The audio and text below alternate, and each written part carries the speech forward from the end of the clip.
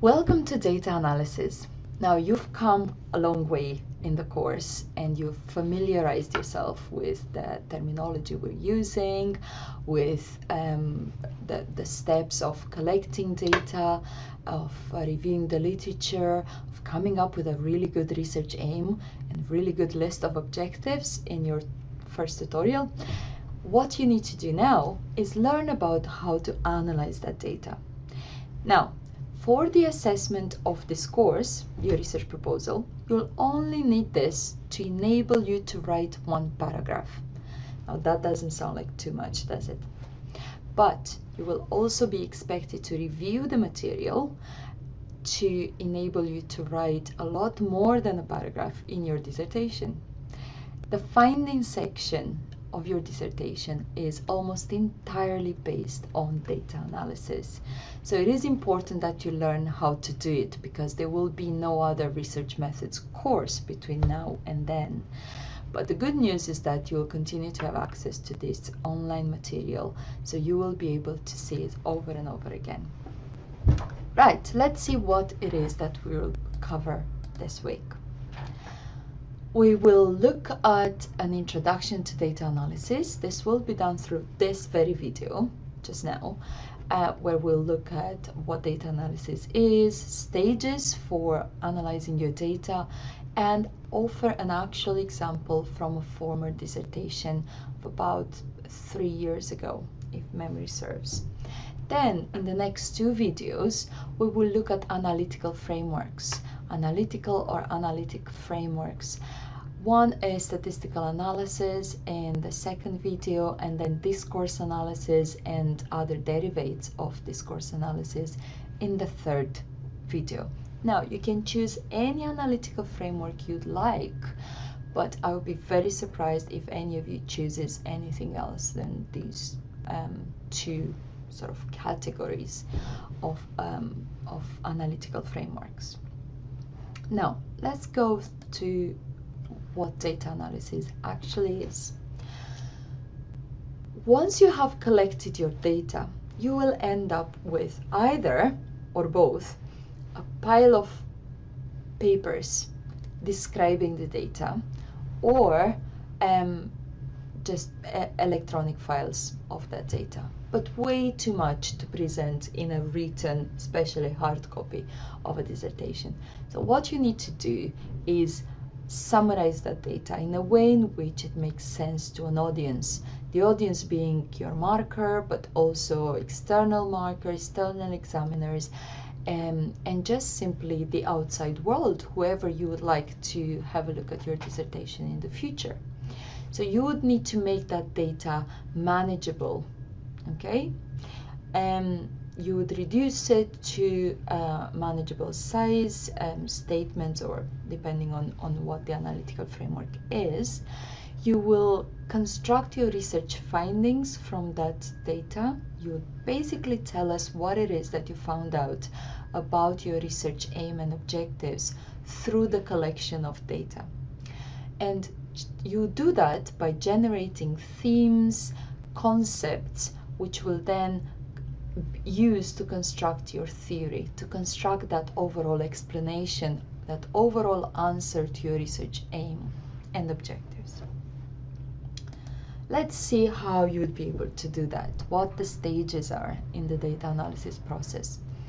After you've collected the data, collated the data, and chosen your analytical framework, fancy terminology for something that is nothing more than a method of analyzing your data, you will then conduct your analysis. How would you do that? By first describing the data. So think of descriptive statistics if you do statistical analysis, but something else if you do discourse analysis. Interpreting data, so coding, trying to link the themes with the literature, and just giving that data meaning for the reader. Theorizing the data, so putting those concepts, those coding themes, and what comes out of theme, these concepts, putting those concepts together in theories about the data. So an overall explanation, an overall answer to your research aim. and then concluding on that data. Okay, answering the question and linking it with existing literature. Now, keep those stages in mind and let's try to apply them to an actual dissertation of one of your colleagues in the previous years. What he investigated is the influence of competitive aggressiveness on firms' performance, and he chose various proxies for performance. So I wanted you to see the sort of the research aim, perhaps even try and go through the ABC rule and see if it complies. Now let's go to data analysis, data collection, data analysis, okay? Remember how the stages start with describing the data. You would do that if you were to use statistical analysis. You would do that through descriptive statistics, okay? So measures of average through mean, standard deviation, just describe the sample for us, okay? Correlations between variables, okay? Now, this is not description as such, bivariate correlations, but they could be interpreted to be describing the data or interpreting the data, okay? So you could make your own decision whether this is stage 1 or stage 2 of data analysis. I cannot personally really decide, and I think either answer would be correct. Now, testing the research hypothesis, so you're definitely starting to theorize the data, okay? So testing the hypothesis, remember hypotheses are building blocks in the creation of theories. And for this dissertation, which is a deductive which is based on a deductive approach, the hypotheses were derived from the literature review, and now the student is testing those hypotheses, essentially creating new theories.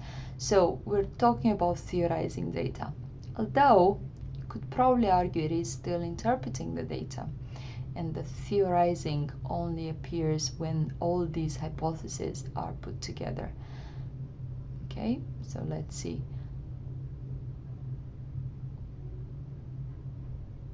Hypothesis 3. Okay, now in the discussion section, and here you'll have a choice. You could do that in the discussion section, but you could also do it in the findings chapter, completely up to you.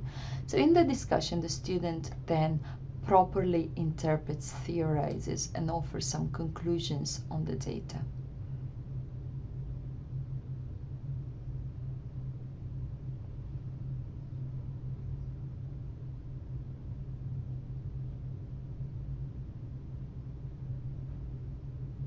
Okay, so the student takes each of those hypotheses in turn and discusses them, discusses their relevance to the research aim.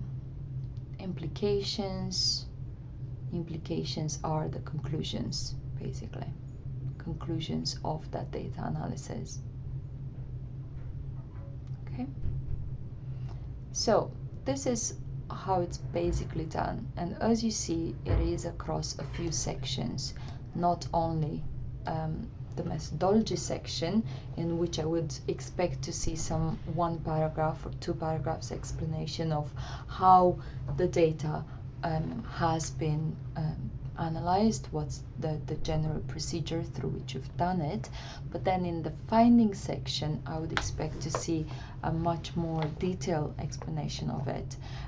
So in the findings section I would see you describing the data, perhaps interpreting the data, and then in the discussion section, discussion of the findings, if you'll have one. If you wish, you could just include it in the findings. I would expect you to theorize that data. So if you do a deductive research, I would expect you to basically look at your hypotheses, which you have generated under literature review, and see if they are true or false, and sort of build your overall theory, build your overall response to your research questions or answer to your research aim,